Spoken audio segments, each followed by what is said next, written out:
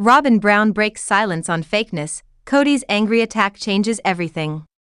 The latest events surrounding the Brown family unfold with a tense and emotionally charged meeting as Robyn Brown makes a striking comment about fakeness, while Kody Brown criticizes what he refers to as girl games. These remarks come at a time when the family is finally closing a major chapter in their long and complicated history, the sale of the Coyote Pass property. What should have been a simple, business-like gathering quickly becomes a moment heavy with awkwardness, restrained emotions, and a revealing look at the fractured relationships among the former Sister Wives stars.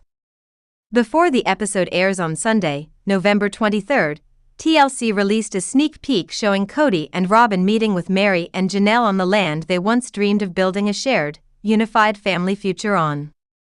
The clip, shared by Us Weekly, shows the four of them gathering with their realtor, Justin, for the final steps of the sale. But instead of closure, the scene instantly shifts into an unsettling silence. What once represented unity now stands as a reminder of the distance between them. At Coyote Pass in Flagstaff, Arizona, the tension is almost visible. The only one who seems able, or willing, to speak up is Janelle. She interacts with the realtor, walking through the paperwork and discussing how the funds will help her build a new property in North Carolina where she will be closer to her daughter, Maddie Brush. For Janelle, the timing is right, and the money will make a meaningful difference as she begins a new chapter in her life. Her tone is calm, steady, and focused, but her expressions reveal that she is still carrying memories of past disagreements over how this land should have been divided. As Justin goes over the property details, Janelle carefully checks the paperwork. She looks at the documents and asks, "I think this is what you said, right?" Just a moment later, she adds that she wants to double-check. Her face makes it clear that she remembers when the lot lines and fairness of the split were points of major contention. In the past, accusations and mistrust swirled around these same papers, and even now, standing on this land stirs those feelings once more. While Janelle communicates openly, the other three, Robyn, Kody, and Meri, stand apart from each other without exchanging a single friendly word. Robyn's expression tightens, her discomfort written across her face. Kody remains stiff and distant, clearly avoiding any unnecessary interaction. Meri, on the other hand, looks like she's trying to suppress a laugh or at least a smirk as she witnesses the obvious discomfort around her. Every one of them is present, but none seem fully willing to engage. What should feel like closure instead feels like a room full of unspoken accusations. Once everything is finally signed and approved, the four former family members say their goodbyes, more out of obligation than genuine courtesy, and walk back separately to their cars. No hugs, no warmth, not even a polite take care. Just four people who once shared a marriage walking away as if they were strangers. Later, when talking to the producers, Meri reflects on the moment with a mix of confusion and resignation. "They didn't even say hi, and they didn't even say bye," she observes. "It was like, okay. I am invisible to you." Her remark cuts through the tension of the scene. For decades, she was part of a plural marriage, someone whose presence mattered. But now, in this new version of the family, she feels erased, ignored, and deeply undervalued. The awkward silence was more than uncomfortable, it was a reminder of how far things have fallen. Janelle, too, shares her thoughts. She doesn't seem surprised by the tension, but she does try to understand it. She suggests that Robyn might have felt persecuted or expected confrontation, though no one had any intention of starting drama. Janelle's perspective is grounded and practical. She knows there is history here, but she also believes they are all adults who should be capable of handling a simple meeting without emotional collapse. Still, she ends her reflection with a shrug and a simple, "but whatever." It's clear that at this point in her life, she is ready to move on and no longer chase peace where it doesn't exist. When the two women are together, Janelle asks Meri if she thought the moment was as awkward as it felt. Meri immediately agrees. For them, the discomfort is undeniable.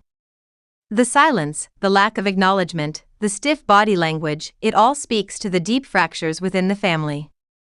But perhaps the most revealing moment comes from Robyn in her solo confessional.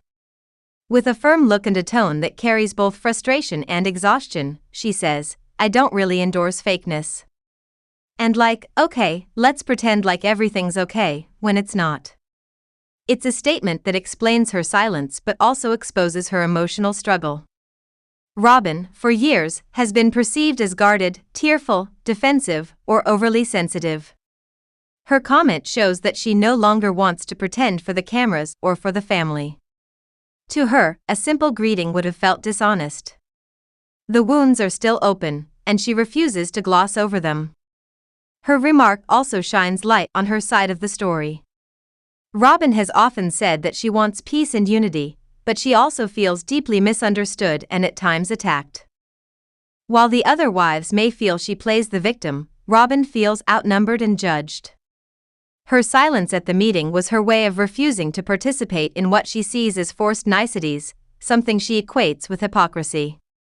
Kody's earlier remarks about girl games add another layer to the tension. He seems frustrated with what he perceives as pettiness or emotional manipulation, though the clip doesn't fully explain his meaning. Still, the remark suggests he feels caught between unspoken issues, unresolved resentment, and complex dynamics that he no longer knows how to navigate. His presence at the meeting is quiet, but tense. He stands beside Robyn, both of them isolated in their own bubble. The once shared dream of building homes on Coyote Pass is now officially over. Instead of becoming the place where the Browns lived as one large, plural family, it became the battleground of their unraveling. With the sale finally closed, each of them is moving toward a new chapter. Janelle is focusing on her life in North Carolina. Meri is embracing independence after years of heartbreak. Robyn is trying to protect her emotional space, even if it leaves her isolated. And Kody is navigating the aftermath of 3 marriages ending. The clip reveals not just awkwardness, but the emotional reality of a family that grew apart long before the papers were signed.